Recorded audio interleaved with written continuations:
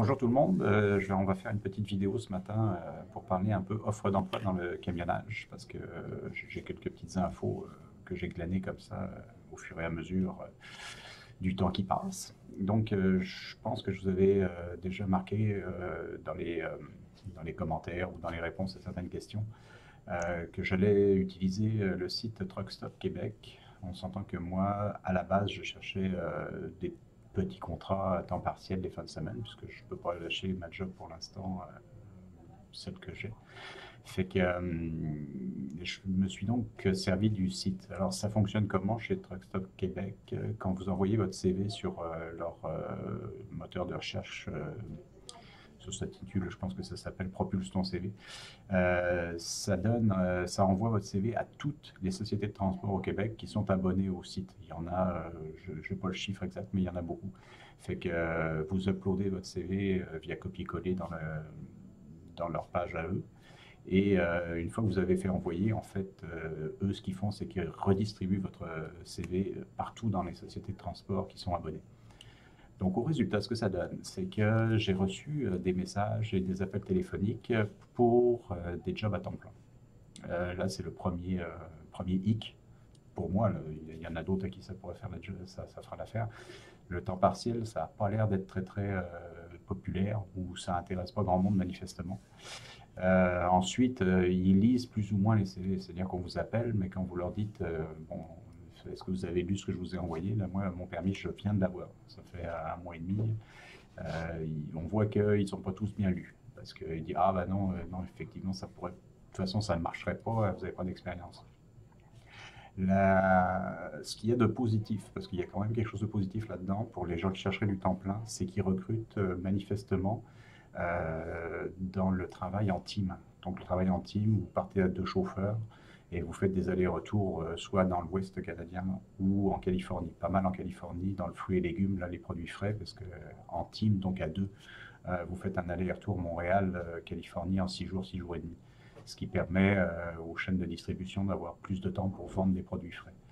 Et j'ai parlé avec quelqu'un, je ne donnerai pas le nom de la société là, parce que j'ai demandé aucune autorisation pour faire des films YouTube ou ce genre de choses. Mais eux, ils forment des nouveaux chauffeurs pour faire du team, mais pas en hiver. Donc la personne m'a dit, ben, moi, ça ne me dérange pas que vous soyez à nouveau permis, mais il faudrait qu'on se reparle au printemps. Donc quelqu'un qui chercherait un temps plein avec un jeune permis d'ici le printemps, parce qu'ils ne veulent pas former en hiver, ça serait possible. Ça semble être une solution assez intéressante pour débuter. Parce que c'est sûr que d'un côté, l'employeur, lui, peut vous superviser, entre guillemets, avec un chauffeur d'expérience, qui sera votre binôme pour les voyages. Donc, en se fiant à ces personnes, j'imagine qu'ils ont une liste chez eux de chauffeurs qu'on peut appeler compagnons ou très expérimentés, qui doivent être dédiés à ce genre de choses. Ils acceptent de vous former. Fait que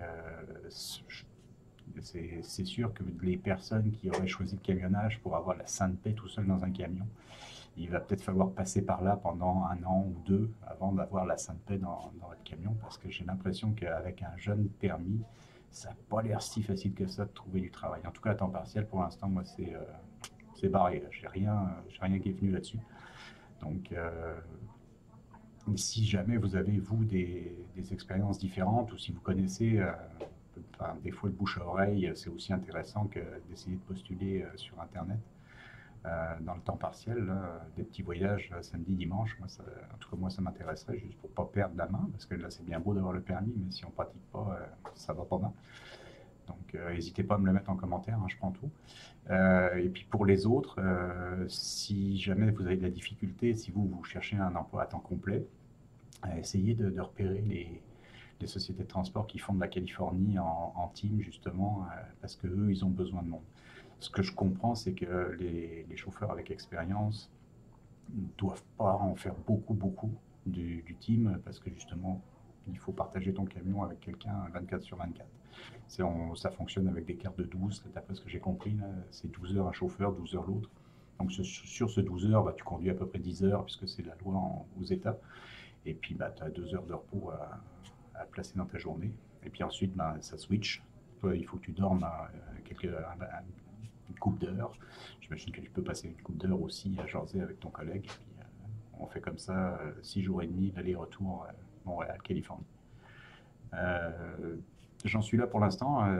Je prends toute information pertinente, intéressante, que ce soit pour le partiel ou si vous avez d'autres expériences plus positives, que ce soit en partiel ou à temps complet.